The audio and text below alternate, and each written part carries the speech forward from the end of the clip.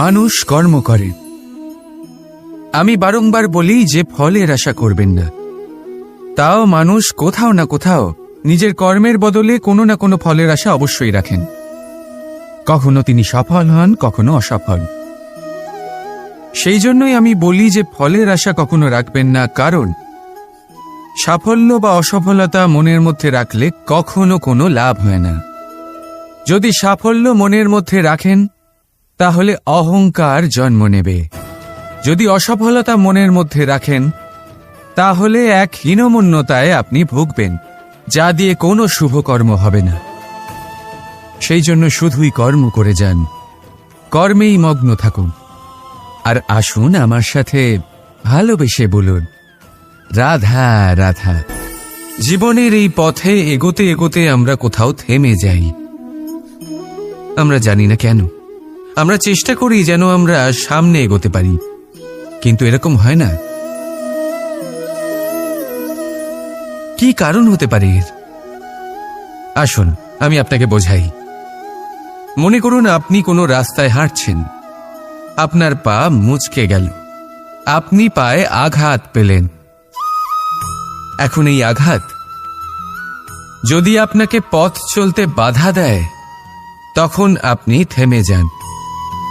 যদি আপনার ভাবনা চিন্তা ক্ষুদ্র হয় তাহলে আপনি জীবনে কখনোই এগোতে পারবেন না। ভেঙে যাওয়া কলম দিয়ে আপনি কখনো চিঠি লিখতে পারবেন না। ঠিক সেইভাবেই যদি আপনার মনে অন্যের জন্য হিংসা থাকে তাহলে আপনি আপনার নিজের ভাগ্য লিখতেই পারবেন না। কাজের প্রতি আলস্য আপনাকে কখনো ধনী হতে দেবেই না, আর ধনের প্রতি লোভ তা আপনাকে কখনো মহান হতে দেবে না। ছোট একটা কথা, কিন্তু এ হলো অত্যন্ত গুরুত্বপূর্ণ। ভাবনা চিন্তা অবশ্যই করুন, আর বোঝার চেষ্টা করুন সেটা যা আপনি বুঝতে চান। হতে পারে আপনি এমন কোনো পথ খুঁজে পেলেন যার ফলে আপনি কোনো খারাপ পথে যেতে যেতে থেমে গেলেন, বা আপনি এমন কোনো অর্থ খুঁজে পেলেন যা আপনাকে মহান হবার পথে অগ্রসর করে দিল। রাধা রাধা।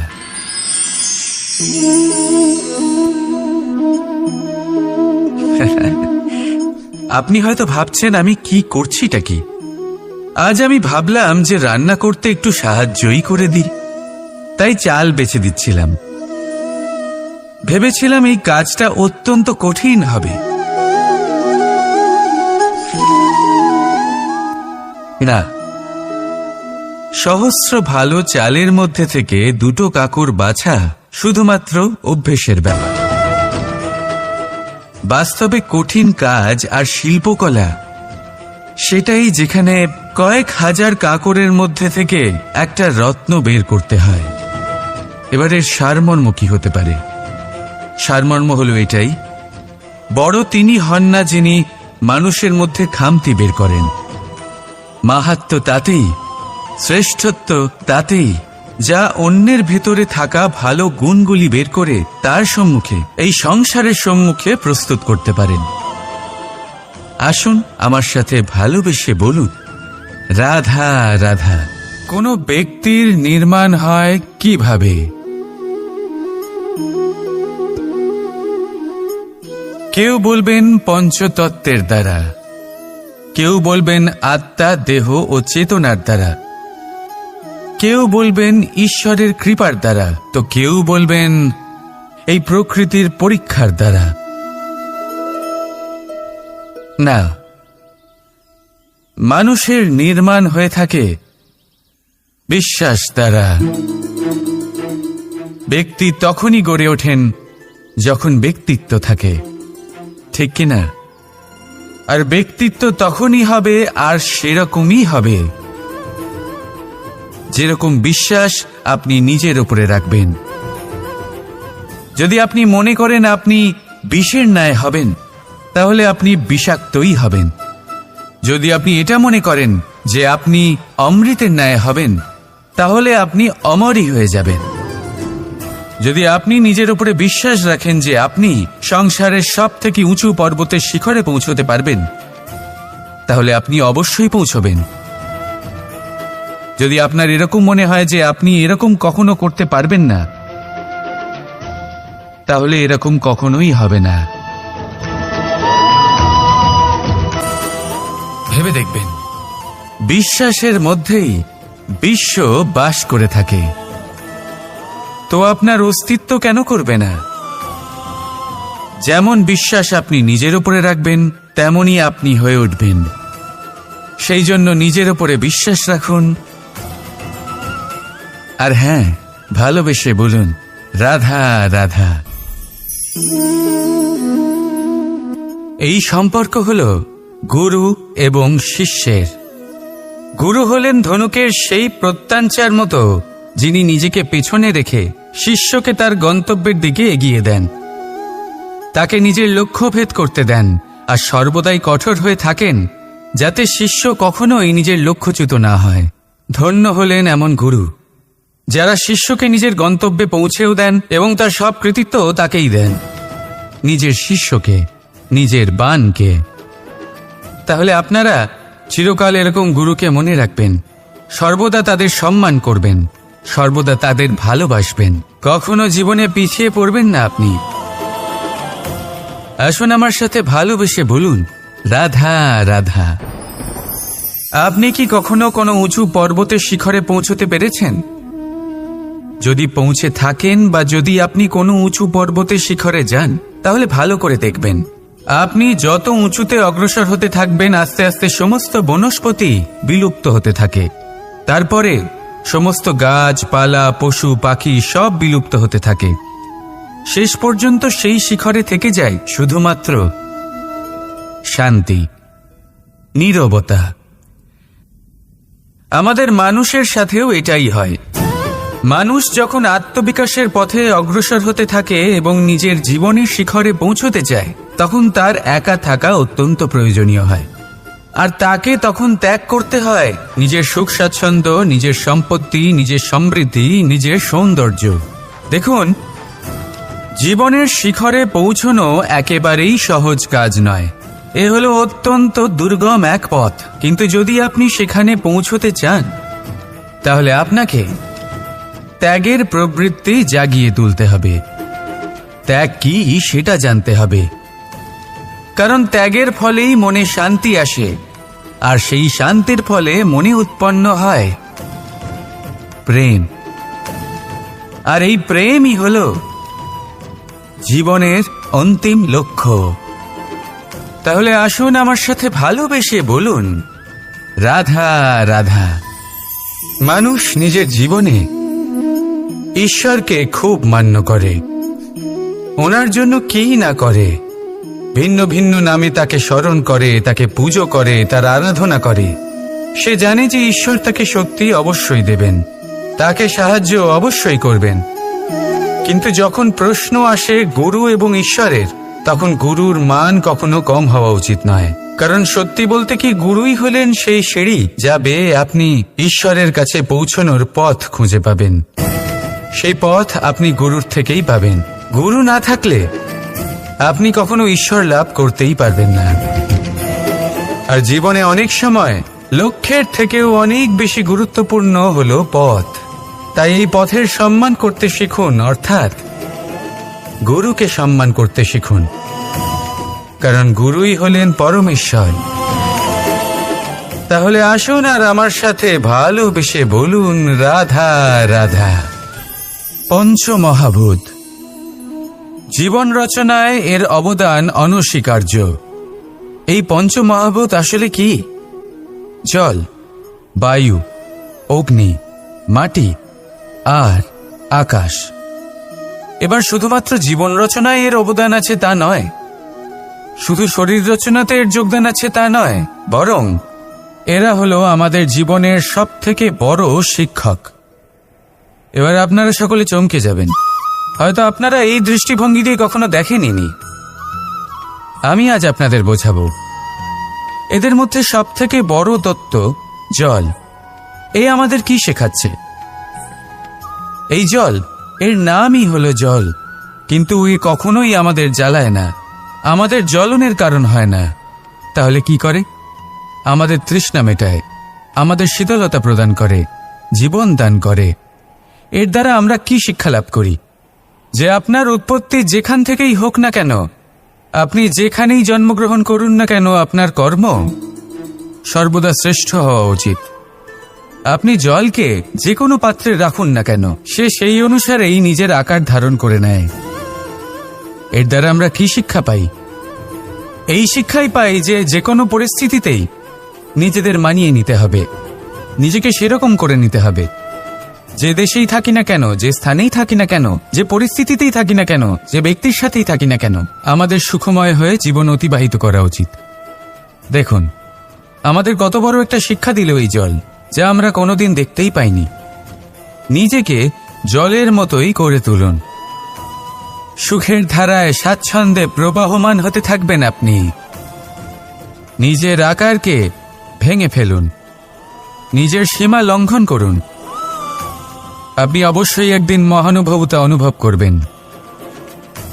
তাহলে আসুন আর আমার সাথে ভালোবেসে বলুন, রাধা রাধা। আপনি কখনো কোনো পর্বতে চড়েছেন? কথায় আছে, যখন আমরা পর্বত আরোহণ করি, ওপরে ওঠার সময় দুর্ঘটনার সম্ভাবনা কিছুটা কমে যায়। সেখানেই যখন পর্বত থেকে নিচে নামি, তখন দুর্ঘটনার সম্ভাবনা অত্যন্ত বৃদ্ধি পায়। অর্থাৎ নামার সময় আমাদের আরও ভারসাম্য বজায় রাখতে হয়, আরও সাবধানে থাকতে হয়, অর্থাৎ বিবেককে জাগিয়ে রাখতে হয়। এবার জীবনেও সাফল্যের পর্বত আরোহণের সাথে এটাই হয়। যখন আমরা সাফল্যের পর্বত আরোহণ করতে থাকি, তখন এমনিই আমাদের লক্ষ্য আমাদের গন্তব্যের দিকে থাকে। আমরা নিরন্তর পরিশ্রম করি, চেষ্টা করতে থাকি, আমাদের মধ্যে সেই উৎসাহ থাকে, সেই সাহস থাকে। কিন্তু একটা কথা সত্যি, সমস্ত আরোহণের পরে অবরোহণ থাকে। আর এই অবরোহণই থাকে যেখানে বেশিরভাগ মানুষ নিজের ভারসাম্য বজায় রাখতে পারেন না, আর সেইখানেই ভেঙে পড়েন। তাই জীবনে যদি সাফল্যের শিখরে পৌঁছতে চান, তাহলে আপনাকে নিরন্তর প্রয়াস করতে হবে, সংঘর্ষ করতে হবে, পরিশ্রম করতে হবে, আর নিজের লক্ষ্যের দিকে একাগ্রতা কেন্দ্রীভূত করতে হবে। তাহলে আপনি নিজের লক্ষ্য অবশ্যই পাবেন। কিন্তু যখন অবরোহণের সময় আসবে, যা নিশ্চিত রূপে আসবেই, তখন আপনাকে সংঘর্ষ করতেই হবে, ধৈর্য ধরতেই হবে, সাবধানে থাকতেই হবে, ভারসাম্য বজায় রাখতেই হবে। এটা হলো অত্যন্ত আবশ্যক, কারণ পরবর্তী সাফল্যের শিখরে আপনাকে পৌঁছতেই হবে, আর তার জন্য আপনাকে সুরক্ষিতভাবে অবরোহণ করতেই হবে। ঠিক কিনা? আসুন আর আমার সাথে ভালোবেসে বলুন, রাধা রাধা। যখনই কোনো ঘূর্ণিঝড় আসে, কোনো প্রলয় আসে, তখন দেখবেন তা কত বৃহৎ প্রভাব ফেলে, কত বড় বিনাশ ঘটায়, বিধ্বংস সৃষ্টি করে। যখন বন্যা আসে, তখন কত গভীর প্রভাব ফেলে, কত সর্বনাশ ঘটায়। নদীর পাড়ও ভেঙে বয়ে নিয়ে যায়। সেখানে কোনো গাছকে দেখুন, শান্তভাবে দাঁড়িয়ে থাকে, চুপ করে, আর নিজের কাজ করে, ছায়া প্রদান করে, ফল প্রদান করে, কোনো শব্দ না করেই নীরবে কর্ম করে।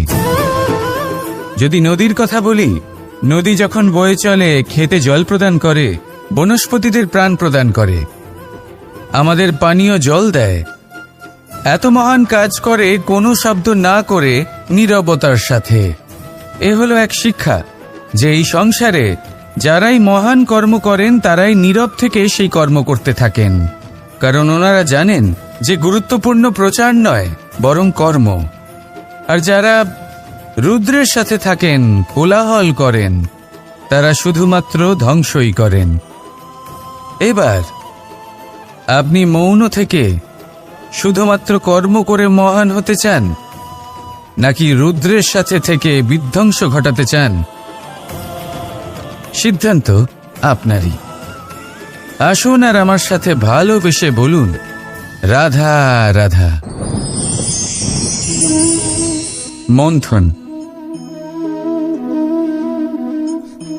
আমরা সবাই এটাই জানি যে অমৃত পাওয়ার জন্য সমুদ্র মন্থন করা হয়েছিল, কিন্তু এর পিছনে যে মহান উদ্দেশ্য ছিল, তা বেশিরভাগ লোকই বোঝে না।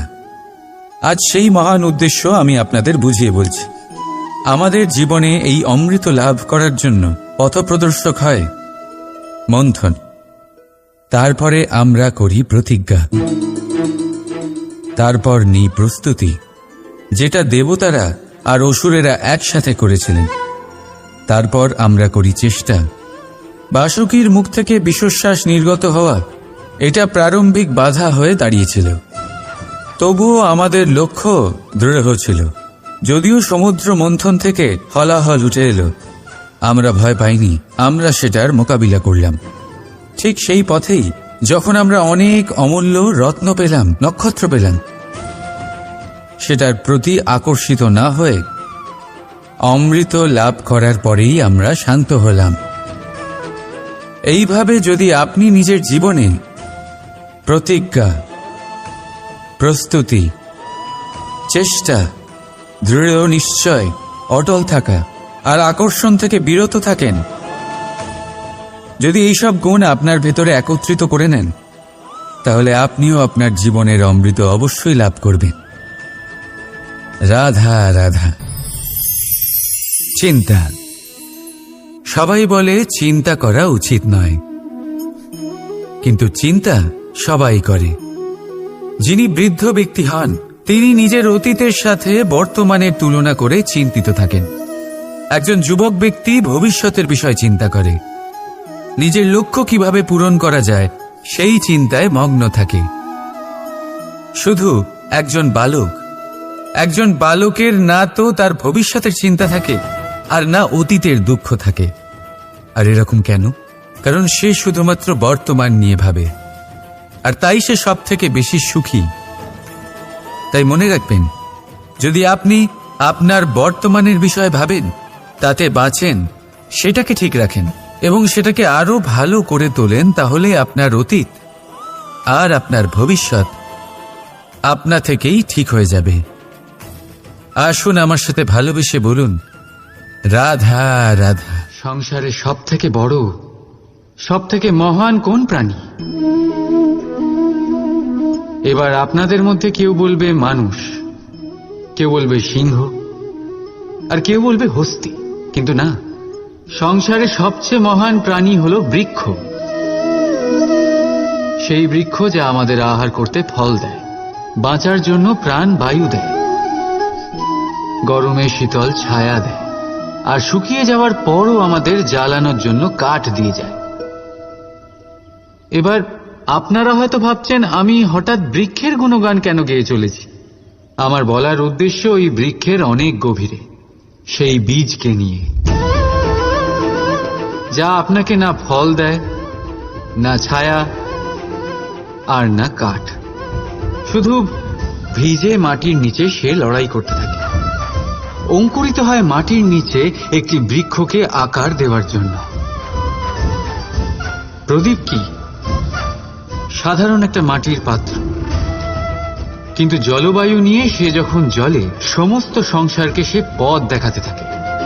কিছু আরম্ভ করতে গেলে মহান হওয়ার একেবারেই প্রয়োজন পড়ে না, কিন্তু মহান হতে গেলে কিছু আরম্ভ করা অতি আবশ্যক। রাধা রাধা।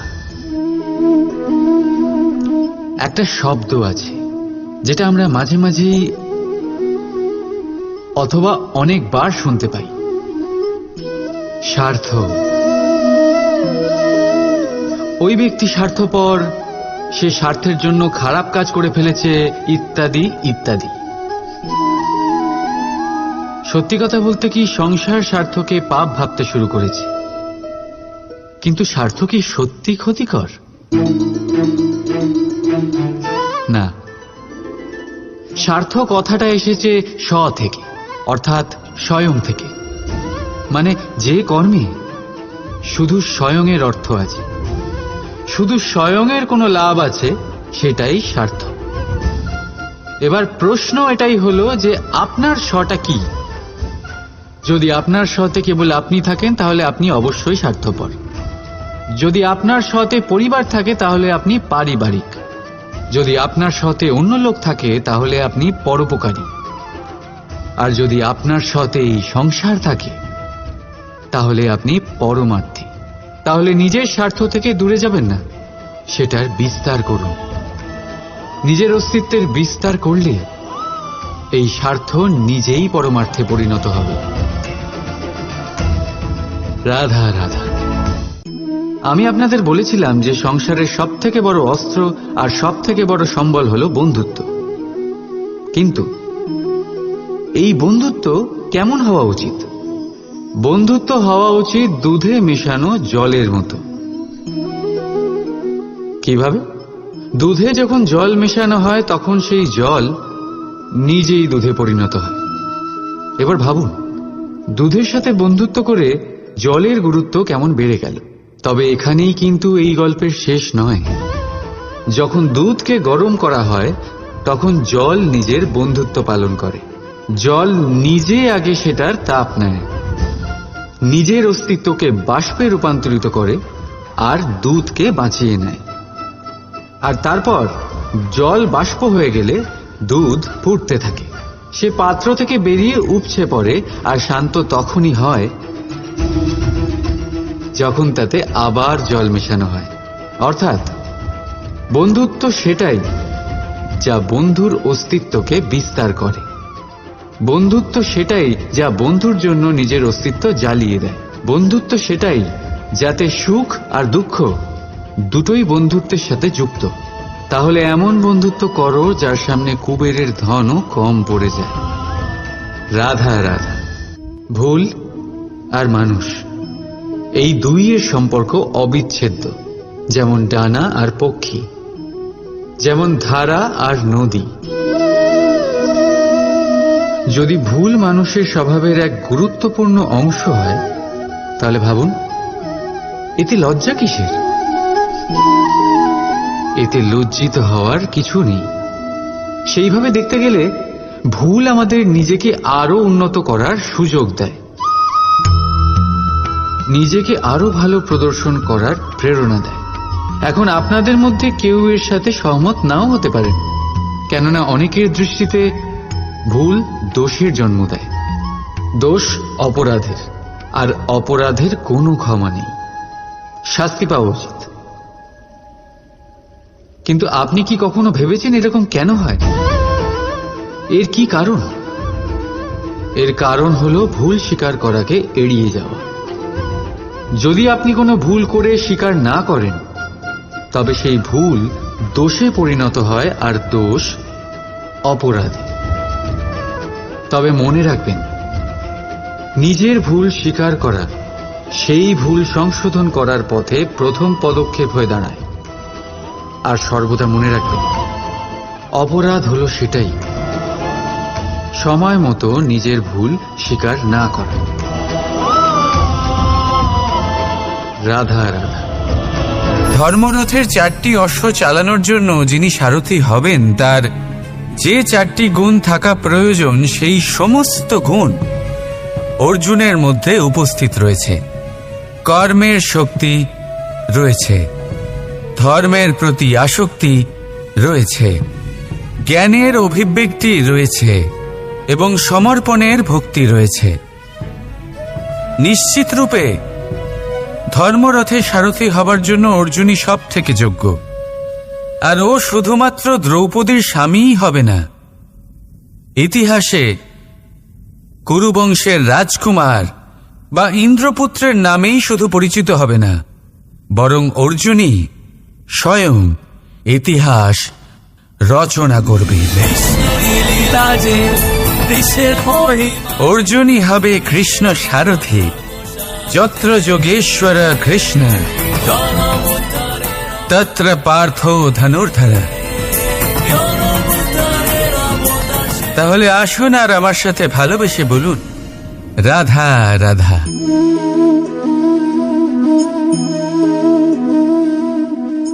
আপনার কি মনে হয় আমি কি করছি? আপনি বলবেন আমি প্রদীপ জ্বালাচ্ছি। সঠিক, কিন্তু প্রশ্ন হচ্ছে যে আমি কি আপনাকে বলেছি যে একে প্রদীপ বলা হয়? না। এই প্রদীপ কি নিজেই নিজের পরিচয় আপনাকে দিয়েছে? না। তাহলে আপনি কি করে জানলেন যে একে প্রদীপ বলা হয়? উত্তর হচ্ছে প্রকাশ। যে স্বয়ং জ্বলে অন্ধকারের মধ্যে সংসারকে পথ দেখায়, সেটাই প্রদীপ। যা নিরাশার মাঝে আশার আলো প্রদর্শন করে, সেটাই প্রদীপ। অপর দিকে আছে সাপ, যাকে না দেখেও তার ফনার আওয়াজ শুনেই লোকে ভয় পেয়ে যায়। তার মানে ব্যক্তির পরিচয় তার কর্মের দ্বারা পাওয়া যায়। তাই আপনার এটা বলার প্রয়োজন নেই যে আপনার পরিচয় কি। এটা আপনার কর্মই নিশ্চিত করবে যে লোকে আপনাকে প্রদীপ ভেবে ভালোবাসবে নাকি সাপ ভেবে ভীত হয়ে থাকবে। রাধা রাধা। সময় কত বিচিত্র হয়। সময় আমাদের পক্ষে থাকলে আমরা নিজেদের রাজা মনে করে নিই, আর সেই সময় যদি বিপক্ষে চলে যায় তাহলে নিঃস্ব হতে সময় লাগে না। তাই মানুষের একটা অভ্যেস আছে, খারাপ সময়ের জন্য কিছু সঞ্চয় করা। আত্মীয়, বন্ধু খারাপ সময় পাশ থেকে সরে যায়। যশ, মান প্রতিকূল সময় চিরস্থায়ী হয় না। তাই মানুষ মনে করে অর্থ সঞ্চয় করাই শ্রেয়। অর্থের কোনো হৃদয় নেই যা সময়ের সাথে পরিবর্তিত হবে। সংসার বলে সর্বদা অর্থ সঞ্চয় করতে থাকুন। খারাপ সময় অবশ্যই কাজে লাগবে, কিন্তু আমি বলবো শুভ কর্ম করতে থাকুন, আনন্দে থাকুন, নিজের ওপর আর ঈশ্বরের ওপরে বিশ্বাস রাখুন। খারাপ সময় কখনো আসবেই না। রাধা রাধা। প্রকৃতি মানুষকে এক বিশেষ শক্তি দিয়েছে, অন্য জীবের থেকে বেশি শক্তি দিয়েছে। স্মরণ শক্তি। এই শক্তি মানুষকে অন্য জীবের থেকে ভিন্ন করে, ইতিহাস রচনা করার প্রেরণা দেয়, জ্ঞানকে বংশানুক্রমে এগিয়েও নিয়ে যায়। আর যারা ভুলে যান, অধিকাংশ সময় তারা উপহাস আর দয়ার পাত্র হয়ে যান। কিন্তু এটাই কি প্রকৃত রূপে সত্য? না। এই স্মরণ শক্তি মানুষের বিকাশের সব থেকে বড় বাধা হয়ে দাঁড়ায়। তার মনকে দূষিত করে দেয়। খারাপ অভিজ্ঞতা, কারোর করা বিশ্বাসঘাতকতা, কারোর কটাক্ষ বেশিরভাগ মানুষই ভুলতে পারেন না, আর তারপর প্রতিশোধ নিতে উদ্যত হন।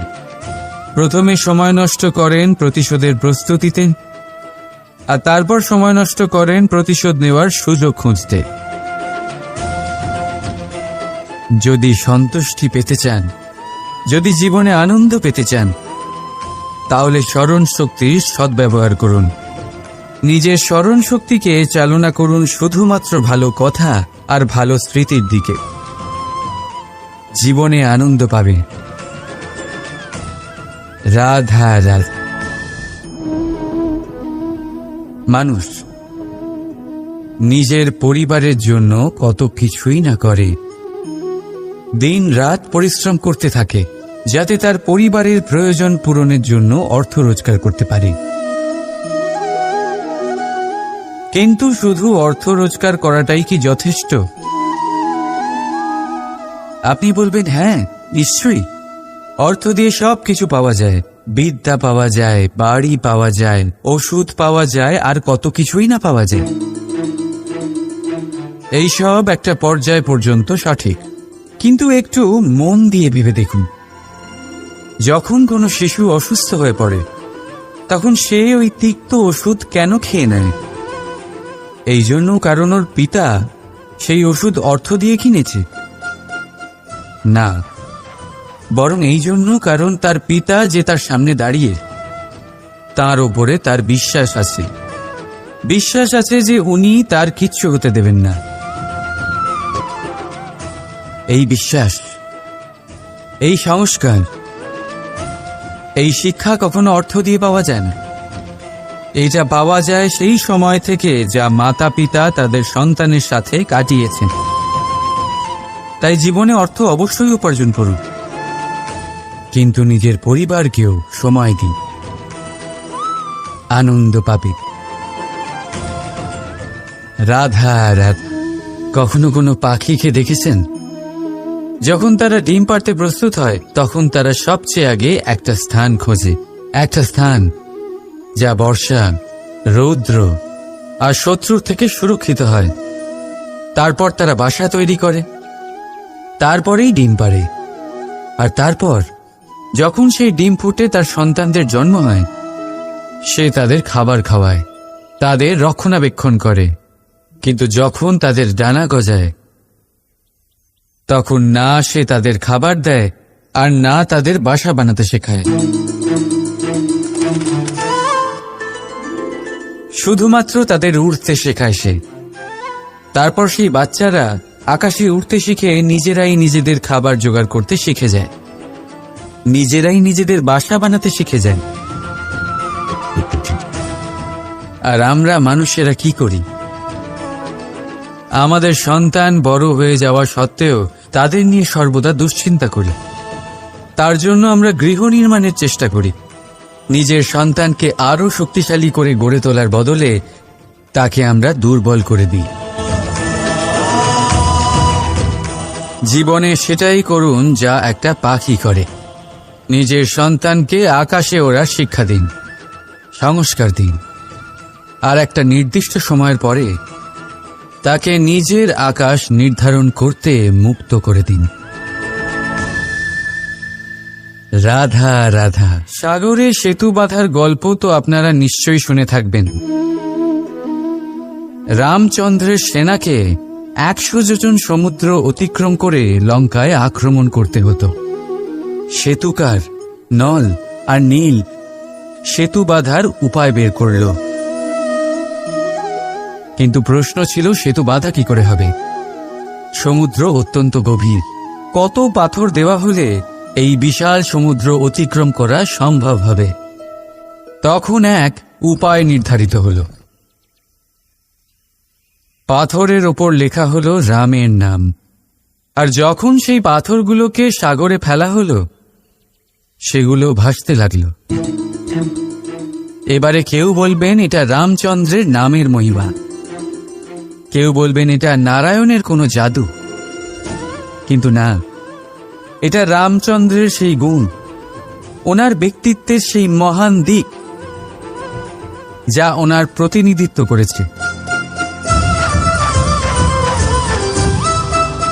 তাই সেই পাথরও সাগরে ভেসে ওঠে।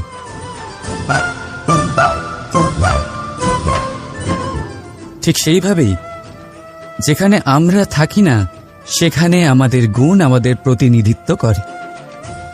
আমাদের নামের শক্তি আমরা নিজেরাই তৈরি করি, আমাদের কর্ম দিয়ে, আমাদের গুণ দিয়ে। এবার সিদ্ধান্ত আপনার যে আপনার নামের সাহায্যে কেউ বিপদ থেকে উদ্ধার হবে, নাকি আপনার দুষ্কর্মের ফলে কেউ ডুবে যাবে। ভালো করে ভেবে দেখুন। রাধা রাধা। আমাদের জীবনে গুরুজনেরা, জ্ঞানী মানুষজন সবসময় একটা কথা বলেন, ধৈর্য ধরো। শুধুমাত্র দুটো শব্দ, কিন্তু কতটা বিশাল সেটা বোঝার চেষ্টা করুন। ছোট একটা অস্ত্র হাতে নিন এবং একটা বিশাল পর্বতে নিরন্তর প্রহার করতে থাকুন। ধৈর্য ধরে সেই কাজ করতে থাকুন। এমন একদিন আসবে এই বিশাল পর্বতে আপনি একটা পথ তৈরি করবেন। কোনো ধনুর্ধর যখন নিজের বিদ্যা অর্জন করেন তখন তাকেও ধৈর্য ধরতে হয়, তার নিজেকে সময় দিতে হয়, তবেই সে ধনুর্বিদ্যা শিখতে পারে। সেইভাবে আমাদের জীবনেও ধৈর্য ধরার খুব প্রয়োজন। পরিবারে ধৈর্য রাখতে পারলে তাহলে আস্তে আস্তে দেখবেন প্রেম বৃদ্ধি পাচ্ছে।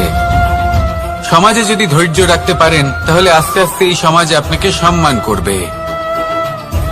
যদি নিজের জীবনে ধৈর্য রাখতে পারেন তাহলে নিজে থেকেই আত্মবিশ্বাস বাড়বে, নিজের বিকাশ হবে।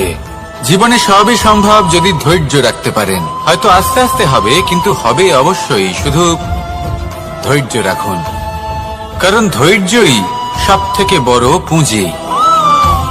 আসুন আর আমার সাথে ভালোবেসে বলুন, রাধা রাধা।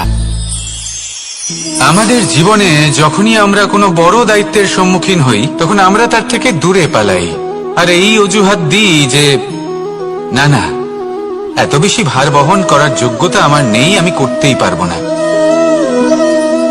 দেখুন, এই সংসারে ভিন্ন ভিন্ন ধরনের গাছ আছে, ছোট গাছ, বড় গাছ, কিন্তু বটগাছের মতো বড় এবং নিবিড় গাছ আর একটাও নেই।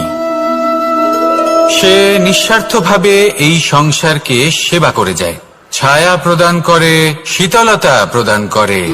আর যখন এমন সময় আসে যখন তার ওপর বোঝা অত্যন্ত বেড়ে যায়, সে কিন্তু কোনোভাবেই ভেঙে পড়ে না। তখন সে নিজের নিঃস্বার্থ কর্মের ফল লাভ করে, সেই নিঃস্বার্থ কর্ম যা সে করেছে। তার দেহ থেকে ছোট ছোট ঝুড়ি বার হয় এবং তা কাণ্ডের আকার ধারণ করে। সেই কাণ্ড মাটির কাছে পৌঁছয় এবং তারপর তা বটগাছের সহায়ক হয়ে ওঠে, সে ভেঙে পড়ে যায় না। এইভাবে আপনিও জীবনে নিঃস্বার্থভাবে সবার সেবা করুন, ভালোবাসুন, সবাইকে সাহায্য করুন।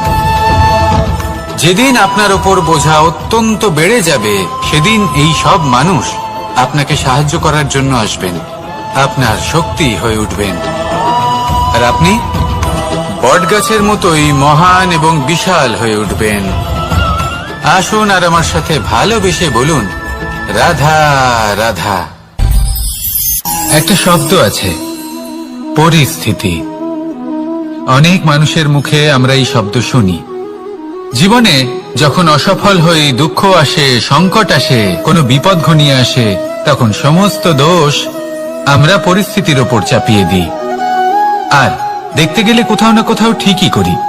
এই পরিস্থিতি প্রত্যেক দিনের মতো পাল্টাতে থাকে, কিন্তু এই দিন, এই রাত, এমন কেউ আছেন যিনি এর ওপরেও নিয়ন্ত্রণ সাধন করেন, আর তিনি হলেন সূর্য।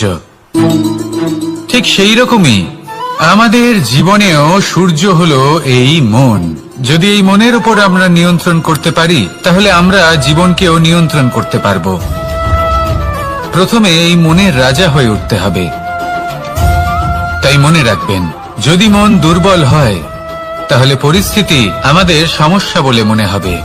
এই মন যদি স্থির হয়, পরিস্থিতি প্রতিস্পর্ধা বলে মনে হবে। আর এই মন যদি শক্তিশালী হয়ে ওঠে, তাহলে যে কোনো পরিস্থিতি আপনার কাছে একটা সুযোগ মাত্র, এমন এক সুযোগ যাতে অগ্রসর হয়ে আপনি মহান হয়ে উঠতে পারেন। এই মনের শক্তির বৃদ্ধি ঘটান, মহান হয়ে উঠুন, আর আমার সাথে ভালোবেসে বলুন, রাধা রাধা। খুব সুন্দর একটা কাহিনী আছে।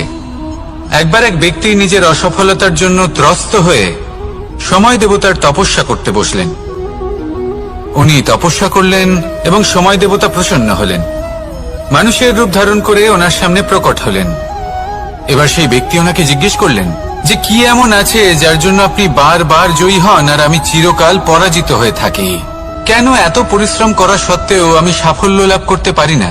তখন সময় দেবতা উত্তর দিলেন যে দিন হোক বা রাত, ঝড় হোক বা ভূমিকম্প, রোদ হোক বা বৃষ্টি হোক, সময়ের সূত্রপাত হোক বা প্রলয়, আমি থামি না, আমি চলতেই থাকি। আর সেই জন্য যিনি থেমে যান তিনি পরাজিত হন আর আমি জয়ী হই। এটাই আমাদের শিখতে হবে।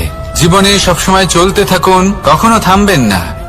হ্যাঁ, কিছুক্ষণের জন্য বিরতি নিতে পারেন, বিশ্রাম করার জন্য, নিজেকে আরো সশক্ত করে তোলার জন্য, কিন্তু থেমে যাবেন না।